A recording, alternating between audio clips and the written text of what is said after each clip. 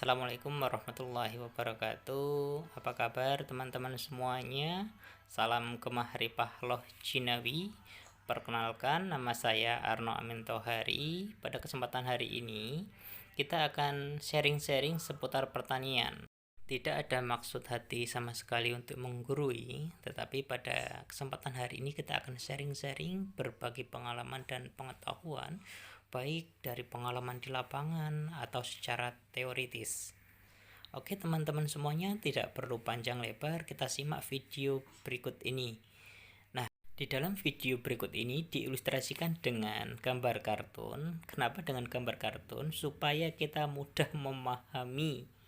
Dan di sana juga ada keterangan-keterangan ilustrasinya.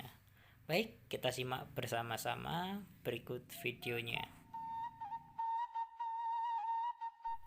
Jadi kita mendapatkan kado terindah yang sangat indah dari Tuhan Yang Maha Kuasa, yakni berupa tanaman, ya. Namun tanaman ini perlu kita rawat, ya, supaya menghasilkan buah, dan kemudian kita bisa menikmati buahnya. Namun selain itu juga kita harus memperhatikan pH. Kalau tanaman kita pH-nya terlalu rendah, maka tanaman kita bisa mati. Kalau tanahnya terlalu rendah pH-nya, maka tanaman kita bisa mati atau seperti terbakar. Bagaimana kalau tinggi? Sama halnya pH rendah. Kalau tinggi, tanaman kita juga akan layu, buahnya rontok, bahkan juga mengalami kematian, ya. Nah, maka kita harus benar-benar mengerti tentang nilai pH atau pH value. Nah, berikut adalah julat pH. Jadi pH itu dimulai dari angka 0 sampai dengan angka 14. Nah, pH yang bagus adalah pH yang netral. Kalau semakin kecil itu semakin asam, semakin besar semakin basa. Nah, pH yang bagus adalah pH 6,5 sampai dengan 7,5 atau netral. Semakin kecil semakin asam, tanaman kita juga akan mati, dan semakin besar juga demikian.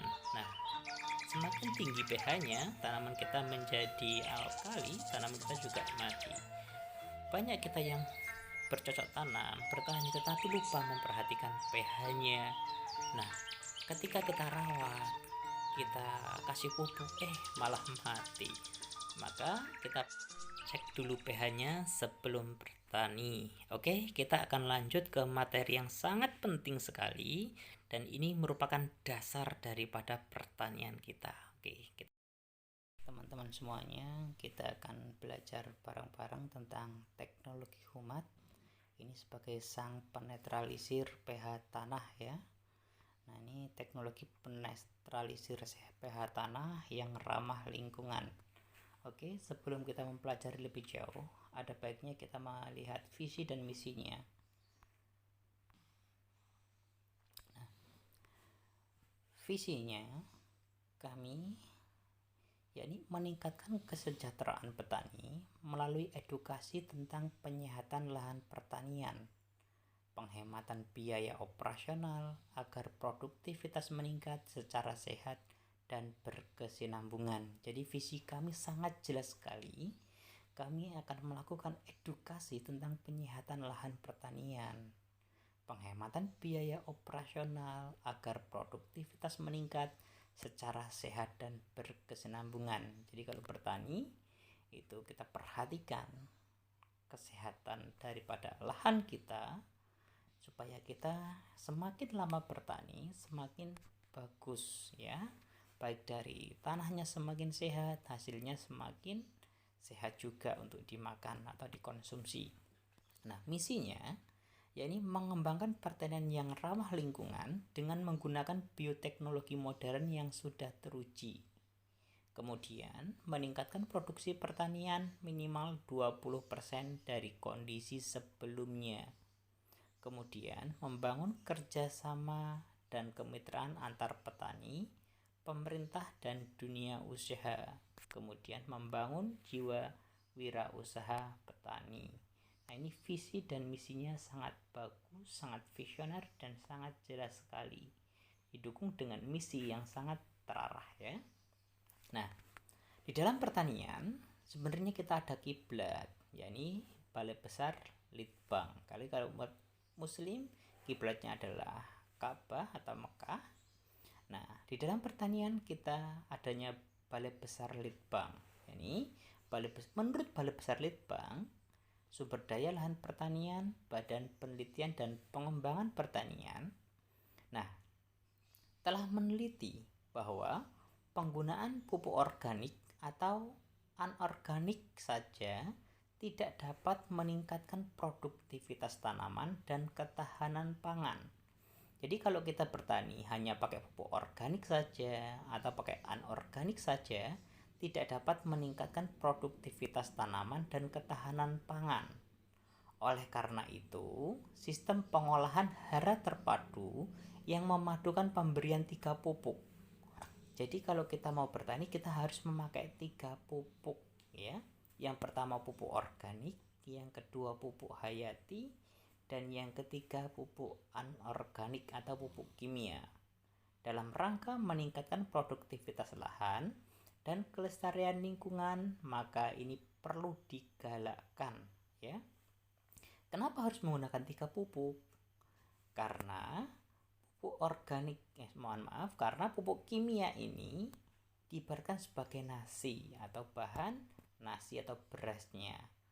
Nah, pupuk organik itu sebagai lauk pauknya atau bahan-bahan lauknya.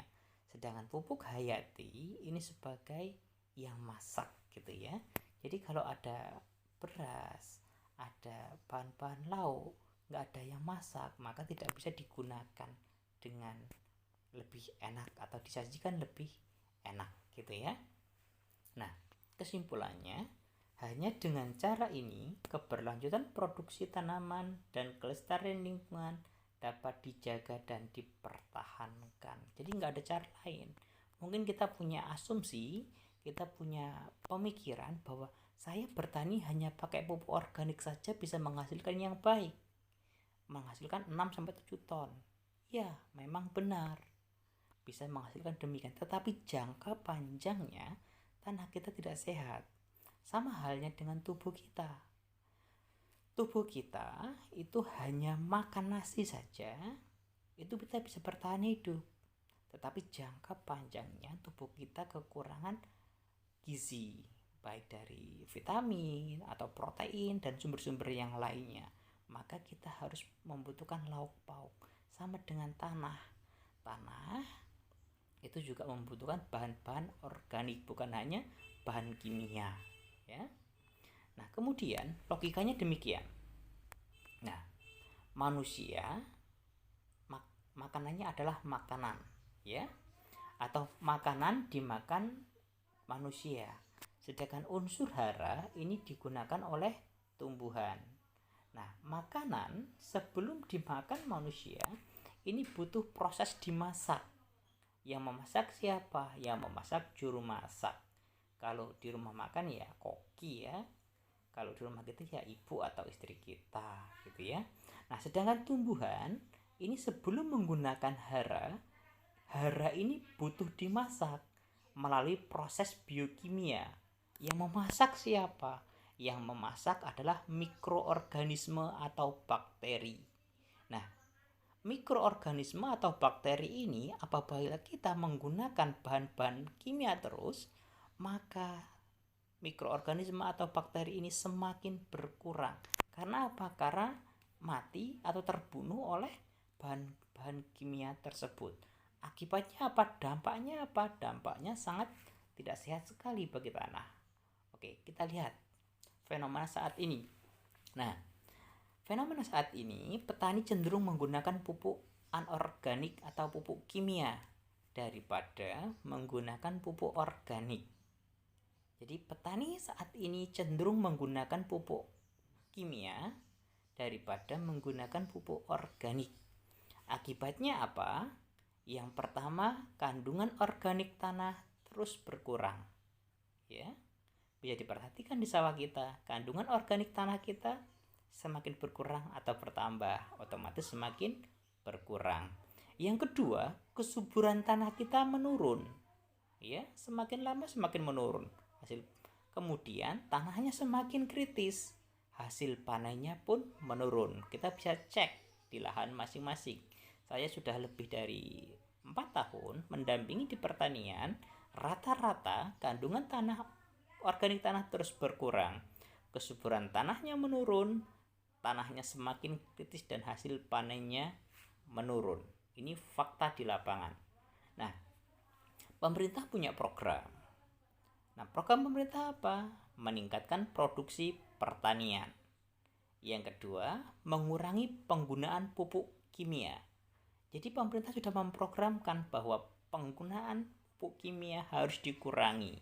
Kenapa? Karena semakin lama pupuk kimia bisa merusak tanah kita.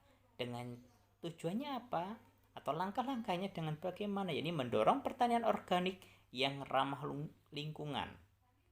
Nah, cara pemerintah yakni dengan mengurangi subsidi pupuk kimia. Nah, bagi bapak-bapak bagaimana? Subsidi sudah dikurangi sekarang? Sangat sudah sekali ya. Nah, berikutnya mendukung terobosan bioteknologi dalam peningkatan produksi pertanian, termasuk teknologi umat ini. Oke. Nah, di dalam pertanian kita memiliki tantangan. Tantangan kita apa? Yakni produksi pertanian sangat tergantung pada pupuk kimia.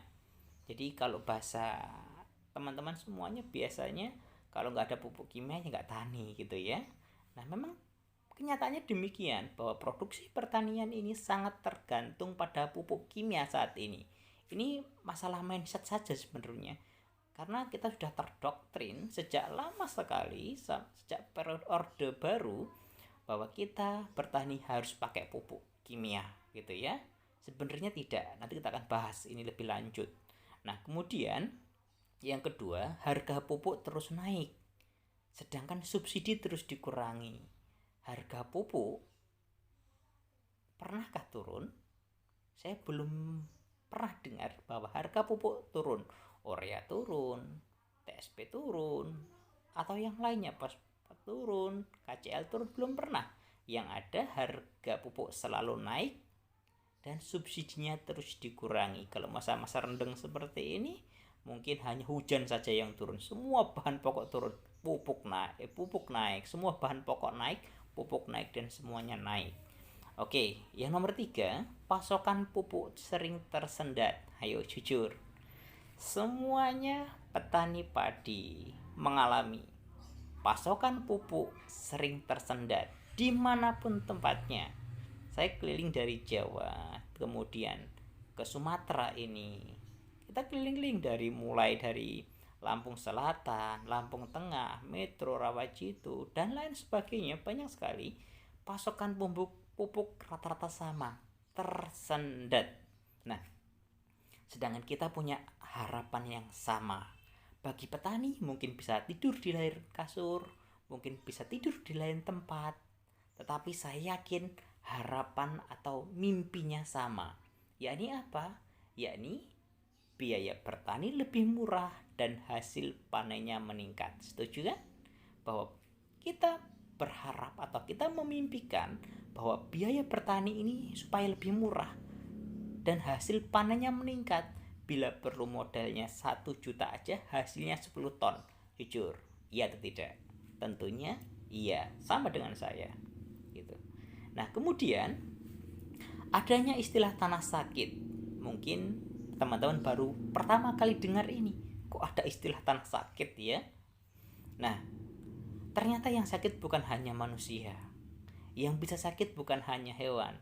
Yang bisa sakit bukan hanya tumbuhan, tetapi tanah juga bisa sakit. Nah, tanah yang sakit ini yang seperti apa? Tanah yang sakit ini adalah tanah yang tidak mampu menunjang pertumbuhan dan produksi tanaman. Jadi kalau tanah kita tidak mampu menunjang pertumbuhan, ditanemin intip-intipan kalau bahasa Jawanya, ditanemin menten, ditanemin tidak mampu tumbuh dengan baik atau berkarat akibat zat asam, keracunan, asam-asaman bahasa kita di lahan. Nah, maka tanah ini tidak mampu menunjang pertumbuhan. Tumbuh saja tidak mampu atau sulit, apalagi dengan produksi tanamannya. Otomatis produksinya tidak akan mampu tumbuh dengan berproduksi dengan maksimal gitu ya. Jadi ada yang istilah tanah subur dan istilah juga tanah sehat. Nah, ini gambar di samping ini ada dua gambar. Yang atas bapak-bapak yang sangat gemuk sekali, yang bawah adalah Mas Adrai yang sangat kekar dan sehat sekali. Nah, kalau suruh memilih dari kedua gambar ini, pilih yang atas gemuk atau yang bawah yang sehat. Tentunya kita pengen memiliki tubuh yang sehat. Pun demikian di dalam tanah. Pilih tanah yang subur atau yang sehat. Ya. Nah, bagaimana bedanya? Kalau tanah yang subur mengandung hara dalam jumlah cukup, tetapi tidak ada jaminan dapat diserap oleh tanaman. Sedangkan tanah yang sehat adalah tanah yang subur. Artinya mengandung bahan-bahan organik. Ya, mengandung bahan-bahan atau unsur-unsur hara yang banyak. Tetapi juga mengandung mikroba atau bakteri yang dapat menunjang pertumbuhan dan produksi tanaman. Nah, bakteri ini yang masak daripada bahan-bahan organik tadi supaya mampu digunakan oleh tumbuhan. Sehingga pertumbuhan tanaman kita semakin bagus dan kemudian produksi tanaman kita semakin meningkat.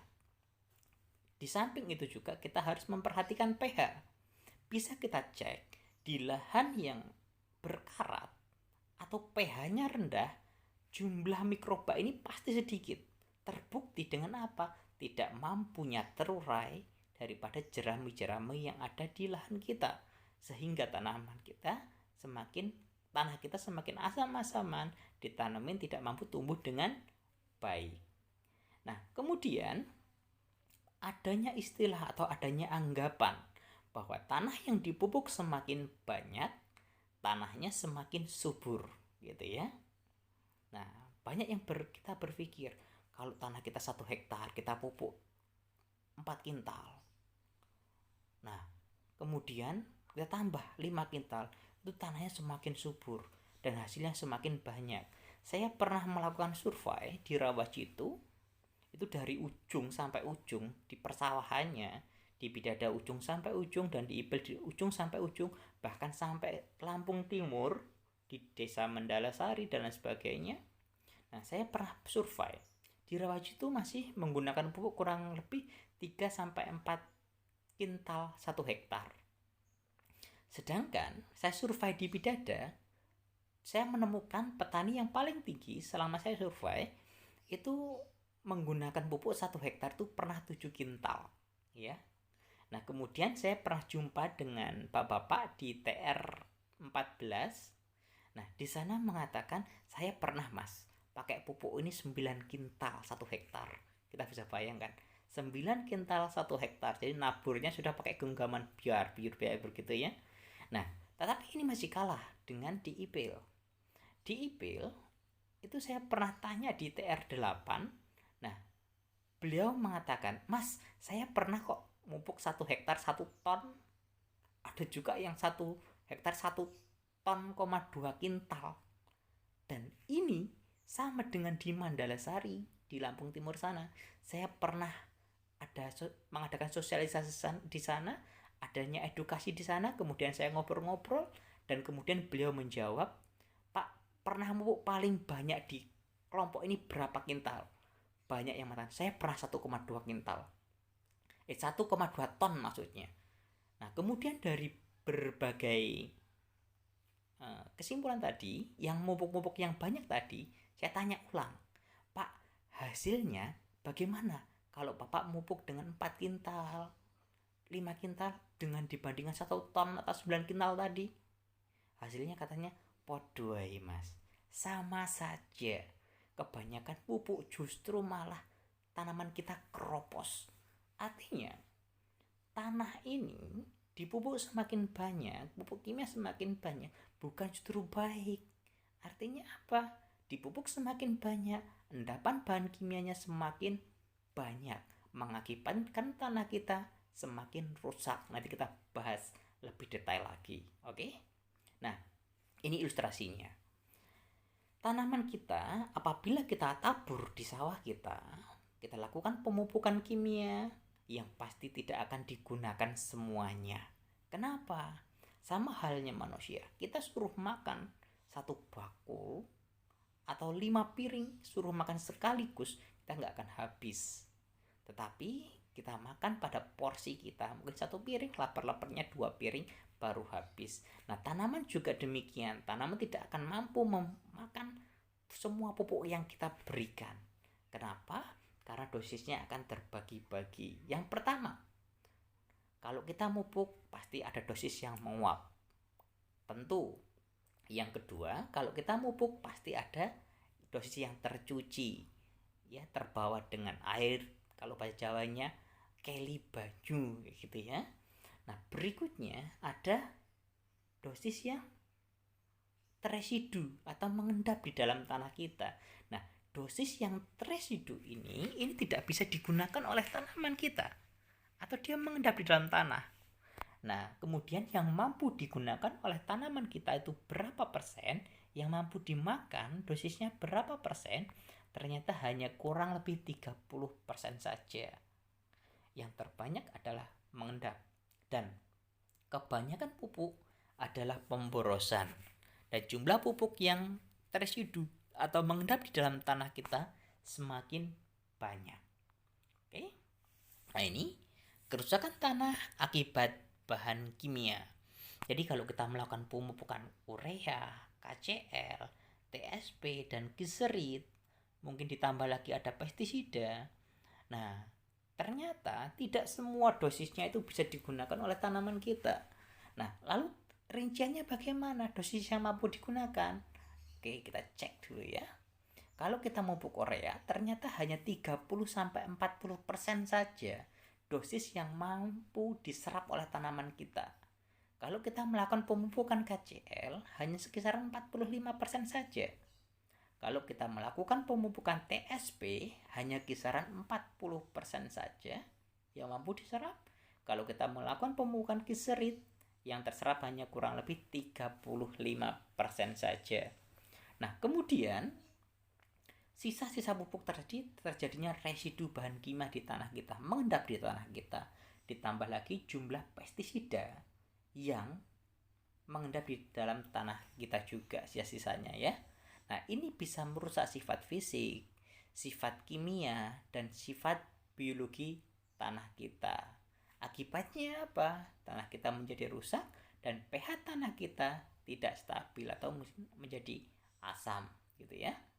Nah, sebenarnya apa itu pH? Banyak yang mengatakan tanah bukaan baru ini tanahnya belum jadi. Tanah di sini tanahnya belum jadi. Tanah yang di sebelah sana sudah jadi. Nah, indikator tanah yang jadi atau belum itu seperti apa? Jadi indikatornya harus ada. Tanah yang sudah jadi seperti apa? Tanah yang belum jadi seperti apa? Ternyata tanah yang sudah jadi itu apabila pH-nya sudah netral. Dan tanah yang belum jadi apabila tanah yang pH-nya belum netral. Nah, di gambar di bawah ini ada angka 1 sampai dengan 14. Ini namanya julid pH. pH itu bisa diukur daripada angka 0 sebenarnya sampai dengan 14. Tapi kita jarang sekali menemukan pH yang 0 di sawah kita ya. Nah, semakin kecil angkanya, maka semakin asam pH-nya. Semakin besar angkanya, maka semakin pahit. Nah, pH yang bagus bagaimana? pH yang bagus adalah pH yang 6,5 sampai dengan 7,5 untuk tanaman kita. Oke. Nah, apa itu pH sebenarnya? pH adalah tingkat keasaman atau kebasahan suatu tanah yang diukur dengan skala pH antara 0 sampai dengan 14. Suatu benda dikatakan bersifat asam jika angka skala pH-nya kurang dari 7. Jika benda dikatakan bersifat basa jika angka skala pH-nya lebih dari 7. Nah, jika skala pH 7, maka benda tersebut bersifat netral atau tidak asam juga tidak basa. Itu kalau pastinya seperti itu ya. Jadi angka 7 itu angka yang paling bagus. Nah, sedangkan padi itu minimal 6,5 saja sudah bagus gitu ya. Nah, kemudian bagaimana pH tanah di Indonesia?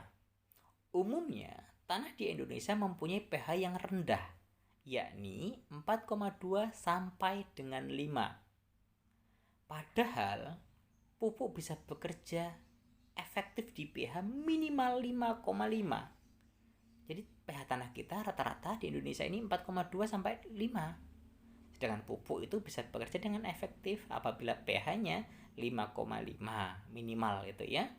Dan pH tanaman dapat tumbuh dengan baik atau optimal apabila pH-nya minimal 5,5 sampai dengan 7,5 gitu ya. Nah, biohumat adalah asam humat ber-pH tinggi sehingga dapat memperbaiki daripada asam humat. Nanti kita kupas lebih lanjut lagi. Nah, ini efektivitas pH tanah mempengaruhi efektivitas penggunaan pupuk. Nah, rendahnya efektivitas dikarenakan pemberian pupuk kimia yang terus-menerus dan tanpa penambahan bahan-bahan organik. Sehingga, seperti gambar di bawah samping, tanah kita kehilangan bahan-bahan organik. Sedangkan tanah kita terus kehilangan bahan-bahan organik dan humus yang terkandung di dalamnya semakin berkurang gitu ya. Nah, mengapa menggunakan asam humat? Asam humat adalah hasil akhir dari proses dekomposisi. Dekomposisi artinya pelapukan atau pembusukan dari bahan organik yang ada di alam, yang keberadaannya sangat penting untuk kelestarian tanah. Asam humat mempunyai daya pelapisan dan anti penggumpalan terhadap pupuk. Kelarutannya mencapai 100% larut di dalam air, membuatnya mampu meresap di segala jenis tanah dan pupuk mampu terserap dengan efektif di dalam oleh tanaman. Itu adalah asam humat. Nah, kebutuhan hara. Bagaimana dengan kebutuhan hara tanaman kita? Ternyata tanaman kita membutuhkan beberapa unsur hara. Ada hara makro utama yakni NPK atau nitrogen, fosfor dan kalium. Ada unsur hara makro sekunder seperti sulfur, magnesium dan kalsium, dan ada hara mikro yakni seperti boron, seng, mangan, tembaga dan lain sebagainya. Nah, asam humat ini mampu melepaskan unsur hara dan pupuk yang terikat di dalam tanah untuk dimanfaatkan oleh tanaman. Jadi unsur hara ini sebenarnya semuanya sudah ada di dalam tanah kita. Namun karena tanah kita itu pH-nya masih rendah, maka masih terikat. Nah, kenapa kita membutuhkan asam humat? Karena asam humat ini mampu melepaskan unsur hara yang terikat di dalam tanah, sehingga bisa kita manfaatkan sehingga nanti bisa digunakan kembali oleh tanaman kita. Nah, keajaiban asam humat. Ini keajaiban asam humat ini ditemukan oleh Gengs Liviakristeva. Ini penemu daripada asam humat, ilmuwan asal Eropa Timur sejak 1964. Dan penelitian ini sampai hari ini pun, sampai detik ini pun masih sahih ini ya. Kalau dalilnya masih sahih ini. Jadi tidak ada pupuk apapun di dunia yang mampu menormalkan pH masam atau alkali serta meningkatkan KTK tanah kecuali asam humat. Jadi tidak ada pupuk apapun di dunia yang mampu menormalkan pH masam atau alkali serta meningkatkan KTK tanah kecuali asam humat. Ingat kata-katanya, tidak ada pupuk apapun di dunia. Mungkin Anda yang berpikir, saya menetralkan tanah bisa pakai kapur gitu ya. Nah, kapur bukanlah pupuk ya. Perlu diingat, kapur bukanlah pupuk. Nah, sedangkan asam humat ini selain dia menetralkan, juga memberi nutrisi bagi tanaman kita, menambah kesuburan bagi tanaman kita. Sedangkan kalau kapur dia tidak menambah kesuburan, dia hanya menetralkan daripada pH-nya. Oke, dari sini jelas ya. Nah, kemudian ini adalah ilustrasi gambar kondisi tanah setelah diberikan asam humat dan sebelumnya. Nah, yang sebelah kiri ini adalah gambar tanpa asam humat. Jadi struktur tanah kita itu masih renggang gitu ya, masih tidak terlalu berikatan dengan bagus, ambyar gitu bahasa gaulnya sekarang ya, ambyur atau mabyur gitu ya. Nah, kalau kita adakan pupuk di permukaan, maka pupuknya akan dia cepat sekali meresap ke bawah, sehingga pupuk bisa teresidu atau mengendap di bawah seperti itu. Nah, sedangkan tanaman kita akarnya tumbuh di atas dan kemudian tidak terlalu sampai ke bawah, tidak terlalu dalam. Mentok tanaman kita paling akarnya cuma sampai 20 sampai 30 cm saja. Sedangkan pupuk ini bisa mengendap ke dalam. Nah, kalau pupuk ini mengendap seperti itu, maka tanaman kita tidak bisa menggunakan ketika dia membutuhkan. Dia tidak bisa menjangkau daripada pupuk yang mengendap tadi, sehingga tanaman kita kekurangan daripada unsur hara. Bagaimana setelah diberikan asam humat? Setelah diberikan asam humat, seperti gambar di kanan ini, nah, terjadi ikatan kuat yang menyeluruh antara pupuk dengan tanah, sehingga unsur hara atau makanan akan sangat mudah diserap oleh akar tanaman. Nah, namun asam humat ini punya keajaiban lain, yakni dia bisa mengkelat logam berat. Logam-logam berat, zat racun, dia akan tetap diikat di bawah supaya tidak diserap oleh tanaman kita. Itu salah satu keunggulan daripada asam humat. Nah, kemudian apa itu profkarat dan apa itu biohumat? Profkarat adalah produk humat plus, adalah formulasi daripada asam humat dan kalium konsentrat tinggi, spesialis untuk memperbaiki tanah atau air kadar karat yang tinggi atau masam, atau terlalu tinggi atau alkali, yang agar menjadi netral sehingga normal kembali.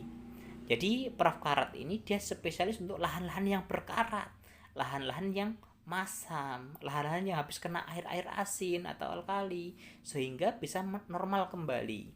Dosisnya bagaimana? Dosisnya sesuai dengan kadar pH-nya. Nanti kita bahas lebih lanjut. Nah, biohumat ini apa?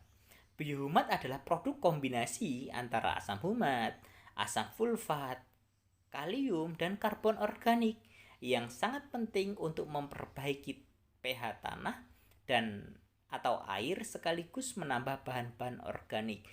Jadi asam humat ini selain dia menetralkan, dia juga memberikan nutrisi, memberikan asam sulfat, memberikan kalium, memberikan C organik. Jadi menambah kesuburan tanah kita juga, gitu ya. Dan kita nanti bisa kupas satu persatu apa itu asam humat, apa itu asam sulfat, apa itu kalium, apa itu C organik, gitu ya. Nah, ini komposisi tambahan ada, ini mengandung KTK ya, jadi bisa meningkatkan KTK, ada hormon pertumbuhan, ada kalium dan lain sebagainya. Nah, fungsi utama asam humat yakni pertama menetralisir pH tanah ya. Yang kedua, mengoptimalkan struktur dan kondisi tanah. Yang ketiga, mengikat atau mengkelat logam berat sehingga logam berat tidak meracuni daripada tanaman kita. Kemudian, meningkatkan kemampuan tanah atau mengikat dan menahan air. Kemudian mengefektifkan dan mengefisiensikan penggunaan pupuk. Kemudian meningkatkan atau optimalkan daripada produktivitas dari tanaman. Itu fungsi daripada asam humat. Nah, sedangkan asam sulfat fungsinya apa saja? Nah, fungsi daripada asam sulfat yakni sebagai pupuk atau suplemen untuk memacu pertumbuhan tanaman dan membantu ketersediaan unsur P di dalam tanah, serta membantu proses KTK tanah. Proses KTK itu seperti yang tadi, jadi pupuk yang mengendap di dalam akan dibaurkan dengan tanah atau supaya berikatan dengan tanah sehingga bisa dimanfaatkan oleh tanaman. Nah, sedangkan fungsi C organik apa? Fungsi C organik adalah ini menambah presentasi kesuburan, yakni sumber hara bagi tanaman, memperbaiki kesehatan tanah, produksi tanah tinggi secara berkelanjutan, dapat mengurangi keracunan pada tanah masam. Itu fungsi daripada C-organik. Bagaimana dengan fungsi kalium untuk padi? Fungsi kalium untuk padi sangat penting sekali. Kita cek dari bawah dulu. Kalium menyehatkan akar, menguatkan batang, melebarkan daun, dan kemudian mengisi atau mempengaruhi daripada kepadatan bulir sehingga lebih sehat. Bulir kita lebih berisi, lebih padat, itu fungsi daripada kalium. Nah, kemudian bagaimana waktu pemberian atau pemakaian asam humat? Yang paling bagus adalah 10 hari, 5-10 hari sebelum masa tanam, ya. 5-10 hari sebelum masa tanam itu diberikan atau semprotkan asam humat. Tetapi kalau tidak bisa 5-10 hari sampai padi tanaman kita usia maksimal 0-10 hari diberikan usia pertama tidak masalah, gitu ya. Nah, pemberian kedua nanti di usia 10 sampai umur 30 hari. Nah, bagaimana kalau di awal saya belum kenal asam humat, usia saya sudah 10 hari, maka pakailah ketika umur 10 hari tersebut. Nah, bagaimana pemakaian berikutnya? Asam humat ini bisa dipakai sampai 3 kali. Nah, pemakaian berikutnya adalah usia antara padi bunting, ya, primordial. Jadi ketika padi usia 45 sampai 60 hari. Nah, pemakaian asam humat ini bisa dipakai intinya daripada sebelum tanam sampai setelah tanam hingga padi bunting atau padi usia 60 hari. Nah, kemudian dosis pemakaian bagaimana?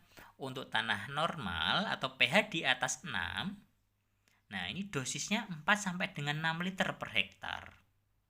Bagaimana dengan tanah yang pH-nya masam, kurang dari 6 pH-nya? Nah, maka dosis bisa menggunakan 6 sampai dengan 8 liter per hektar. Lebih banyak lebih bagus karena kita investasi untuk sawah kita. Karena semakin lama sawah kita berikan asam humat, semakin banyak kita berikan asam humat, maka asam humat ini akan selalu bekerja di sawah kita, sama dengan kita investasi untuk sawah kita, menambah kesuburannya, gitu ya. Nah, bagaimana cara pemakaiannya? Cara pemakaiannya adalah semprotkan atau siramkan ke tanah sekitar pangkal tanaman. Jadi kalau bisa nyemprotnya itu jatuh, ya, kena daun tidak apa-apa, tidak ada zat racun, tidak merusak sama sekali. Nah, kalau bisa jatuh ke dalam tanah. Jadi artinya kalau kita nyemprot, spurnya ada dikendorin supaya agak ngotor, gitu ya. Nah, jangan terlalu ngabut. Nah, kemudian, nah ini contoh yang benar. Yang di atas ini contoh yang benar. Jadi semprotnya ke bawah. Yang di atas ini, yang di bawah ini contoh yang salah. Jadi nyemprotnya di atas, gitu ya. Nah, kalau asam humat tidak harus terlalu julek seperti gambar di atas seperti itu. Tetapi yang penting intinya jatuh ke tanah, gitu ya. Nah, asam humat dan Prof Karat ini, misi kami adalah, yakni saat satu kebaikan kita bagikan ke orang lain, maka seketika 1000 keberkahan Tuhan akan dikirim kepada kita, ya. Jadi moto kami sangat jelas sekali, saat satu kebaikan kita bagikan kepada orang lain, maka 1000 keberkahan Tuhan akan dikirimkan kepada kita. Nah, berikutnya kita akan belajar tentang teknologi hayati. Ini teknologi hayati ini adalah mikroorganisme unggul atau super, teknologi pertanian unggul ramah lingkungan. Nah, ini ada produk namanya Bioether Super. Ini pupuk hayati cair dan ini terdaftar di Deptan, ya. Nah, kemudian pentingnya mikroorganisme tanah itu apa? Mikroorganisme tanah ini menghasilkan enzim, hormon, dan vitamin untuk tanaman. Yang kedua, menguraikan atau dekomposer zat organik. Jadi untuk melapukan jerami-jerami yang biar cepat hancur, gitu ya. Memperbaiki sifat fisik dan sifat kimia tanah, mengatur keseimbangan hara, dan meningkatkan kesehatan tanah. Ini pentingnya daripada mikroorganisme tanah. Nah, apa kandungan dalam Bioether Super? Bioether Super adalah formulasi mikroorganisme yang berupa cairan yang diproduksi melalui proses fermentasi sempurna dengan teknologi mikrobakteri terkini. terdiri dari bakteri gram positif dan gram negatif yang hidup berdampingan dan tidak saling membunuh. Ini bisa berguna untuk pertanian, untuk perikanan, untuk perbaikan lingkungan hidup, gitu ya. Nah, bagaimana di perairan? Nah, di perairan atau di tambak misalkan, ini sangat bagus sekali untuk memacu daripada pertumbuhan daripada udang sebagai probiotik pembunuh bakteri yang tidak baik. Dan kandungan basilusnya ini untuk meningkatkan nafsu makan udang dan pencernaan udang supaya tidak gampang terkena kotoran putih atau telek putih atau WS gitu ya. Nah, kemudian Biohazer Super ini si formula super. Jadi, isinya adalah sekumpulan bakteri yang dikulturkan secara higienis. Mengandung bakteri yang menangkap unsur N dari udara. Jadi kadar udara kita itu 74% itu nitrogen. Dan sisanya adalah oksigen. Nah, nitrogen ini ketika bakteri ini kita semprotkan ke tanah kita, maka dia bisa menangkap unsur N atau unsur urea. Nah, mengubah nitrit menjadi nitrat, menguraikan fosfat dan kalium sehingga tidak perlu lagi pupuk kimia dan pupuk organik secara berlebihan. Jadi dengan formulasi Biohazer Super ini kita bisa mengurangi daripada jumlah pupuk yang kita gunakan di sawah kita. Nah, pupuk hayati ini mengandung bakteri tertentu yang bermanfaat meningkatkan kesehatan tanah karena kandungannya merupakan makhluk hidup. Jadi pupuk hayati Biohazer ini kandungannya adalah makhluk hidup, namun dalam keadaan dorman atau dikulturkan dan keadaan dorman atau tidur. Bagaimana cara membangunkannya? Ya dibangunkan. Bukan seperti kita membangun orang tidur ya, tetapi membangunkannya adalah dengan dicampur dengan air gitu ya. Nah, Biohazer Super merupakan teknologi organik berteknologi tinggi. Nah, kemudian ramah lingkungan, aman bila terminum. Nah, multifungsi, berguna untuk pertanian, perkebunan, perikanan, dan lingkungan. Nah, kemudian keunggulan Biohazer Super ini cepat sekali meresap, bisa masuk ke dalam tanah dalam waktu 1-3 jam. Jadi cepat sekali meresap, memperbaiki sifat fisik dan sifat kimia tanah. Nah, kemudian memperbaiki sistem aerasi di dalam tanah dan memperkuat ikatan struktur antar tanah, mengembalikan fungsi tanah sebagai spons penahan air dan mengembalikan ekosistem di dalam tanah. Itu manfaat daripada atau keunggulan daripada Biohazer Super. Nah, kemudian keunggulan Biohazer juga menghemat penggunaan pupuk kimia dan pupuk kandang kurang lebih 25-50%. Namun ada penekanan daripada kami di tahap awal jangan langsung digunakan 50%. Walaupun di lapangan ada yang menggunakan langsung dikurang 50%, hasilnya setara dengan memakai pupuk yang tetap utuh seperti 4 kintal, 5 kintal dan sebagainya, dipotong 50% banyak. Ada juga yang langsung dihilangkan sama sekali. Ternyata hasilnya juga imbang-imbang saja dengan yang pakai pupuk lengkap. Nah, saran kami di tahap awal menggunakan pupuknya itu dikurangi 25% dulu. Musim berikutnya nanti biar dikurangi 30% atau 40% atau 50%. Jangan langsung di awal gitu ya. Nah, ini tidak mengandung bahan yang bersifat najis dan kemudian mengandung hormon pertumbuhan alami juga ya, tidak mengandung bakteri, E. coli dan salmonella juga. Nah, kemudian keunggulan lain ini hasil panennya rata-rata meningkat 20-50% dari kondisi awal. Dari kondisi sebelumnya itu rata-rata meningkat. Ini kalau di dalam hasil ini agak jeli ya. Jadi gini artinya, apabila kita bertani 1 hektar, nah dari biaya dari awal sampai akhir panen itu berapa? Nah, kemudian meningkatnya bagaimana? Biasanya gini, ketika kita menggunakan teknologi ini, biaya operasional yang kita butuhkan untuk pestisida, untuk pupuk, dan untuk lain-lain tadi itu perawatannya sudah berkurang. Karena apa? Pupuknya pertama sudah berkurang, yang kedua biaya pestisida atau untuk perawatannya berkurang, atau untuk insek dan lain sebagainya, untuk fungsi dan berwarna. Kenapa? Karena di sini mengandung kekebalan untuk tanaman kita, ya. Tidak ada efek samping yang merugikan. Dapat digunakan untuk semua jenis tanaman, baik pertanian, perkebunan, perikanan, dan peternakan. Dapat digunakan di berbagai jenis lahan.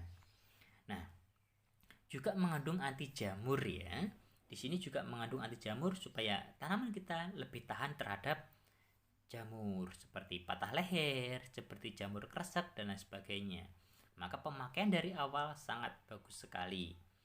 Nah, biohazard ini juga bisa untuk memformulasi atau bisa untuk memilih bibit supaya unggul, ya.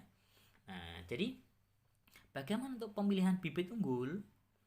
Ini ada caranya yang sangat lengkap sekali. Ini tuangkan air di dalam bak, kemudian masukkan telur ayam, pasti telurnya akan tenggelam. Lalu masukkan garam dapur secukupnya hingga telur itu mengapung. Kemudian ambil telurnya, masukkan bibitnya, kemudian aduk-aduk, dan yang mengapung semuanya dibuang. Kalau dengan cara ini, bukan hanya padi yang kopong saja atau padi yang gabuk mingkem saja bahasa Jawanya, atau padi yang isinya nggak padat saja yang mengapung, terus retak saja bisa mengapung. Nah, setelah itu yang mengapung dibuang semuanya, sedangkan yang tenggelam segera dibuang airnya dan kemudian dibilas dan ditiriskan. Kenapa kok harus dibilas? Karena kalau tetap menggunakan air asin nanti nggak tumbuh, ya. Nah, rendam bibit dengan larutan biohazard 1 bak, diberikan 5 tutup, direndam 1 kali 24 jam. Nah, setelah itu nanti dipop biasanya, ya. Terus kemudian bibitnya besoknya disemprotkan. Nah, sisa untuk merendam tadi, ketika padi tadi dipop, dimasukkan di karung seperti itu. Nah, sisa padinya, sisa larutan biohazardnya jangan dibuang, tapi semprotkan saja ke lahan pembibitan yang sudah kita siapkan sebelumnya. Tujuannya supaya apa? Tujuannya untuk memupuk dan sekaligus membunuh bibit-bibit bakteri atau jamur di sana. Nah, penggunaan biohazard ini, jadi waktu yang paling tepat bagaimana? Jadi 3 hari sampai 5 hari sebelum masa tanam juga bisa. Penggunaan yang tepat ini 3 sampai 5 hari sebelum masa tanam kita semprot dulu 2 botol biohumat. Umur 30 setelah masa tanam semprot dulu 2 botol. Nah, umur 55 hari atau 45 hari ke atas padi bunting semprot 2 sampai 4 botol. Ini kalau kita menggunakan bareng dengan biohumat. Nah, kalau untuk penggunaan pada tanah yang masam, kita bisa menggunakan lebih banyak sedikit dosisnya, ya. Bisa menggunakan biohumat 6 atau Profkarat 6 dan biohazardnya bisa menggunakan 2 sampai dengan 4. Nah, dasar aplikasi dan pengenceran. 1 botol biohazard ini kemasan 1 liter. 1 liter itu bisa dicampur dengan 30 air paling sedikit, maksimal dengan 80 liter air. Kalau kita ukur di tangki yang 16 liter, nah paling sedikit boleh dicampur dengan air 2 tangki, paling banyak bisa dicampur dengan 6 tangki. Bagaimana kalau kurang dari 2 tangki, 1 tangki saja? Terlalu pekat, jangan, ya. Kalau terlalu banyak terlalu encer, gitu, ya. Nah, pemupukan bisa dilakukan pada pagi hari atau sore hari. Nah, cara penggunaannya disemprotkan atau disiramkan ke tanah sekitar akar tanaman, bukan ke tanamannya, gitu, ya. Jadi semprotkan aja supaya jatuh ke bawah intinya. Kalau ada jamur di atas bagaimana? Semprotkan dari atas nggak masalah, gitu, ya. Tapi lebih efektif bila bekerja dari bawah, ya. Jadi artinya semprotkan secara merata. Nah, biohazard super ini tidak boleh dicampur dengan pestisida. Tangki yang digunakan tetap tangki yang biasa, tidak masalah, tetapi dicuci dulu. Nah, bagaimana dengan penggunaan pupuk kimia? Tidak boleh dicampurkan, tetapi dikasih jeda, ya. Jedanya berapa? Berikan tenggang waktu atau jeda minimal 1 sampai 3 jam. Misalkan pagi pupuk kimia, sore boleh disemprotkan. Syukur-syukur kalau disemprot kurang lebih 2 sampai 3 hari kemudian. Penyemprotannya sama dengan biohumat tadi atau Profkarat, semprotkan kalau bisa jatuh ke tanahnya. Nah, kemudian untuk kami juga buktikan sendiri baru bicara. Jadi buktikan sendiri baru bicara. di atas tanah yang sehat akan tumbuh tanaman yang baik. Jadi setuju kita semuanya bahwa di atas tanah yang sehat pasti akan tumbuh tanaman yang baik. Dan untuk kami, buktikan sendiri baru kita bisa bicara. Kalau kita sudah menggunakan, baru kita bisa bercerita seperti apa hasilnya dan lain sebagainya ya. Nah, kemudian ini contoh di sawah. Ini yang sebelah kiri setelah pemakaian biohumat, yang sebelah kanan ini gambar sebelum pemakaian biohumat. Nah, sebelum pemakaian tanahnya masih merah-merah, masih kurang unsur hara seperti itu. Setelah pemakaian tanahnya menjadi lebih baik. Nah, kemudian ini kentang tanpa asam humat yang sebelah kiri. Nah, yang sebelah kanan kentang dengan asam humat, jadi buahnya lebih banyak. Ini tanah yang keracunan. Ini yang sebelah kiri tidak pakai biohumat, yang sebelah kanan pakai biohumat. Hasilnya beda. Nah, ini di padi, yang sebelah kiri sama-sama tanah sehat, yang sebelah kiri pakai biohumat, yang sebelah kanan tidak pakai biohumat. Hasilnya alhamdulillah cepat panen yang pakai biohumat. Nah, ini di pembibitan ditabur ya. Nah, yang sebelah kiri tidak pakai biohumat, yang sebelah kanan pakai biohumat, dan hasilnya pun beda. Ini tanam tabur ya. Nah, kemudian ini yang sebelah kiri tidak pakai biohumat, yang sebelah kanan tidak, yang pakai biohumat. Nah, padi yang menggunakan biohumat dan bioezer ini kebal terhadap penyakit. Jadi yang sampingnya kena jamur, kresek ya, pirang bahasanya ini. Yang sebelah kanan aman ya. Nah, ini untuk pemakaian di kedelai. Nah, ini di tanaman kangkung juga. Nah, kemudian ini cepat sekali pertumbuhannya ini ya. Nah, ini untuk tanah yang berkarat di wilayah Pidadara Wajitu ini ya, bisa muncul seperti ini, merah-merah seperti ini. Nah, ini teman-teman tim daripada aplikator di lapangan. Ini sebelumnya gambar sebelah kiri atas itu, sebelumnya dia merendam bibit memakai bioezer. Nah, itu yang sebelah kanan itu lokasi tidak pakai, dan yang samping kanannya lokasi pakai, itu ada gambar orang yang lagi menyemprot. Nah, dari sini hasilnya pun kelihatan. Yang sebelah kiri tadi usia 7 hari tidak pakai produk ini, tidak pakai biohumat, tidak pakai bioezer.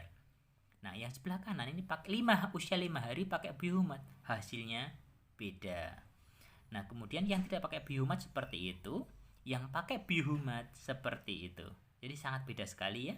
Yang pakai biohumat tumbuhnya bagus, yang tidak pakai biohumat ini pertumbuhannya kurang bagus.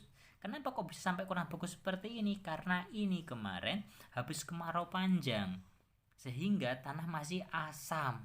Ini terjadi di wilayah Ipil ya. Itu ada Mas Ivan Sanjaya namanya, dia yang mengawasi daripada proses ini. Dan ini terjadi di Sungai Buaya gambar ini. Yang sebelah kiri ini pakai biohumat.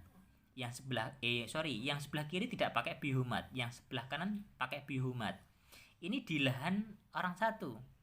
Nah, yang sebelah kiri tidak pakai biohumat ini terjadi kemarau kemarin ya, setelah hujan tanam tajuk gitu ya.